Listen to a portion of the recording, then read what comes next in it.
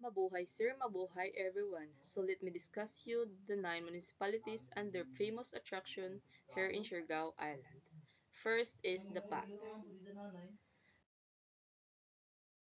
Dapa is known for its fresh seafood, which is caught daily by local fishermen. Here is the most tried dishes in Dapa. First is the grilled fish. The grilled fish in Dapa is must try. It is fresh, juicy, and flavorful. Dapa is also known for the mini island like Corregidor Island or tourists calls the Little Batanes. And the next is the General Luna. General Luna is known as the surfing capital of the Philippines. General Luna is also known for its fusion of local and international cuisine. It is the perfect place to unwind and relish Siargao flavors. This beautiful little island is one of the spots on the island hopping tours. The beautiful palm trees and crystal clear water and worth visiting. And the next is the Pilar. Pilar is one of the most municipalities in Siargao Island. It is the most popular of the Magpupungko. With its distinctive rock formation, Pilar is also known as a popular to the game fishing and is enthusiast. The town hosts annual invitational sport fishing event dubbed as Siargao International Game Fishing Tournament. Next is the municipality of Del Carmen.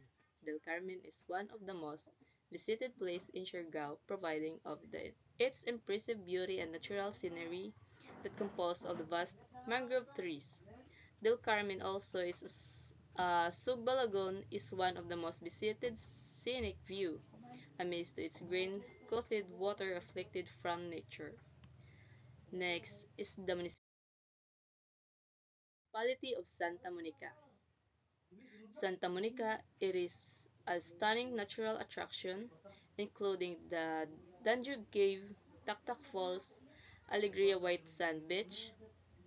Taktak Falls is one of the most best find in areas, a falls which boasts of its crystal clear water and shooting cold water. Alegria is the long stretch of fine powdery white sand beach. Will be very beach lover delight, truly undisturbed and perfect place to commune with nature. Then, the next municipality of San Benito. San Benito is one of the most richest fishing grounds in Siargao Island.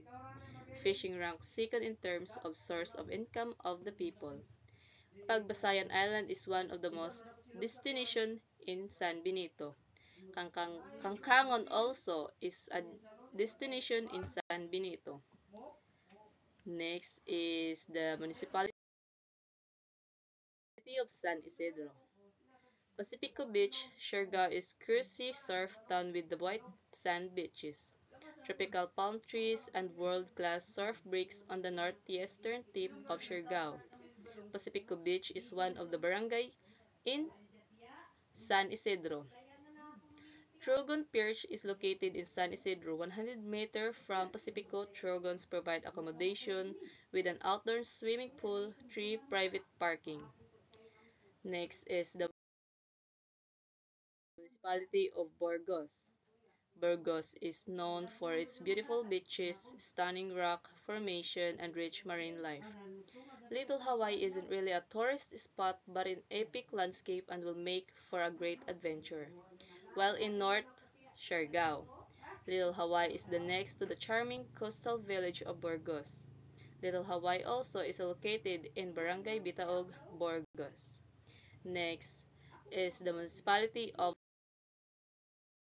Socorro. Socorro is famous for its lakes and lagoons sit between towering forest-covered limestone outcrops. Socorro has attractions that are totally unique. The Tujoman Jellyfish Lagoon where you can swim with jellyfish that amazing do not sting. The jellyfish are most abundant during the summer months. Sohoton Cove National Park, this protected area covers 70 hectares of lush forest, limestone cliff, and crystal clear water.